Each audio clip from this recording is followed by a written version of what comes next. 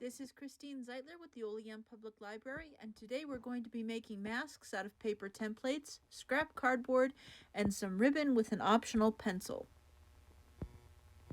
First, get a piece of cardboard that is the same size or slightly larger than your mask template. After taping the template onto the cardboard, cut out the template shape. You will need to make eye holes. The easiest way to do this is to stab through the middle of where the eyes should be, then cut until you have the shape that works with your eye shape. If you want to add ribbon or string to keep your mask on your face, this is the time to make the holes on the sides of the mask and string that through.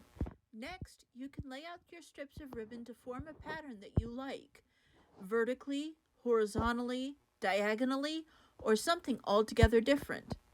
Once you have the design you will need to put glue, I used a glue stick, all over the mask. Now lay your ribbon on the mask in the pattern you like.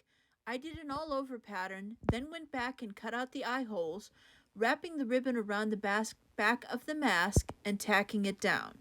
You can skip this step by cutting your ribbon to fit around the eye holes. Once I had the eye holes looking the way I wanted them to, and the mask adjusted to the shape that I liked, I chose to use a pencil and make the mask one that I would hold against my face. By simply taping an unsharpened pencil to one side of the mask, I made a handle. I would love to see your creations. Please post them on the Olean Public Library Facebook page, and happy crafting!